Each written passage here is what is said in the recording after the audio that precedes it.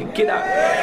আমরা স্পষ্ট বলে দিই, বাংলাদেশের গভর্নমেন্ট বর্তমান উপদেষ্টা মহোদয়, প্রধান উপদেষ্টা মহোদয়কে আমরা বলতে চাই, অবশ্যই আপনি ফিলিস্তিনের পক্ষে অটল থাকুন। ঠিক কিনা বলেন?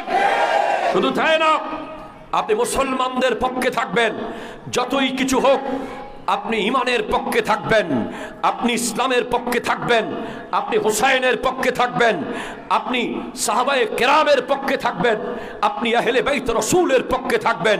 মনে রাখবেন, পৃথিবীর কেউ আপনার সাথে পারবে না। ঠিক কিনা? আপনার সামনে দাঁড়াতে কেউ পারবে না। কিন্তু মুসলমান যারা সত্যিকারের ইমানদার, যারা আজ 70 থেকে 80 বছর যুদ্ধ করছে, এরপরেও মাথা নত করে নাই, মসজিদুল আকসাকে রক্ষা করার যুদ্ধে যারা প্রতিনিয়ত জীবন দিচ্ছে, ওই ফিলিস্তিনের মাকে জিজ্ঞেস করেন, আপনি জানেন যে বোম মারবে, আপনি জানেন যে ক্ষেপণাস্ত্র মেরে দেবে, এরপরেও আপনি সন্তান কেন জন্ম দেন? কেন আপনি সন্তান জন্ম দেন?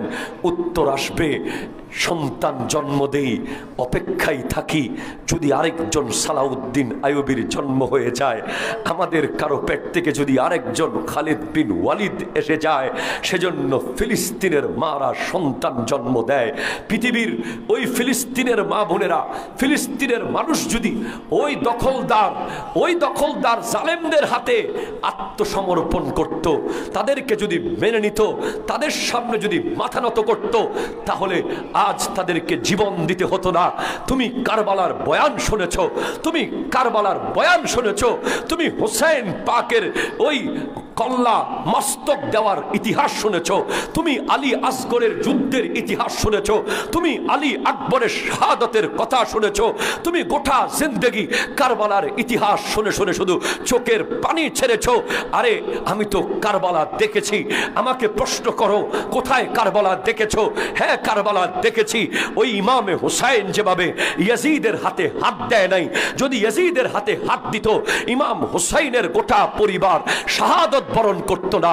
ইমাম হুসাইন সুন্দর আজিমুশান বিশাল বাড়ির মধ্যে জীবন কাটাতে পারত। ইমাম হুসাইনের কদমে দুনিয়ার নাজ ও নিয়ামত আসত। ইমাম হুসাইনের কদমে হীরা জহরত টাকা পয়সা এসে হাজির হতো। ইমাম হুসাইনের ডানে বামে ওই দাস দাসী আর গোলাম বাঁধি থাকতো, কিন্তু হুসাইন ইয়াজিদের হাতে হাত দেয় নাই। আরে হাত দিলে কি হবে? হুসাইন বলছে, খোদা কি কসম, এই হাত আমি ইয়াজিদের হাতে দিতে পারবো না। কেন পারবেন না? বলে, এই হাত এমন হাত যেটা আমি হুসাইনের একার হাত নয়, এই হাতের উপরে আছে সিদ্দিক আকবরের সাদাকতের হাত, আছে ফারুক আজমের আদালতের হাত, আছে উসমান জুন্নুরাইনের সাখাওয়াতের হাত, আছে মৌলা আলীর বেলায়তের হাত, আছে রসুল আরবির রিসালাতের হাত। ইয়াদুল্লাহে ফাওকা আইদিহিম, এই হাতের উপরে রব্বুল আলামিনের কুদরতের হাত আছে।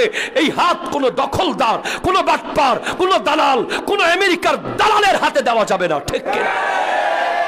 হাত তুলে বলেন ঠিক কিনা বলেন। আমরাও তাহিরিয়া জামে মসজিদের মিম্বর থেকে বলতে চাই, বাংলাদেশের যারা দায়িত্ববান আছেন, যেই সরকার থাকুক, আমাদের কোনো মাথা ব্যথা নাই।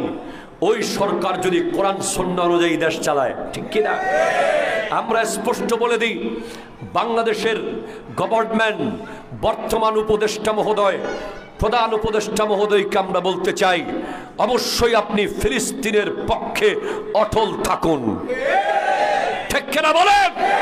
শুধু তাই না, আপনি মুসলমানদের পক্ষে থাকবেন, যতই কিছু হোক আপনি ইমানের পক্ষে থাকবেন, আপনি ইসলামের পক্ষে থাকবেন, আপনি হুসাইনের পক্ষে থাকবেন, আপনি সাহাবায়ে কেরামের পক্ষে থাকবেন, আপনি আহলে বাইত রাসূলের পক্ষে থাকবেন।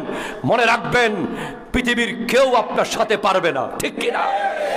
আপনার সামনে দাঁড়াতে কেউ পারবে না।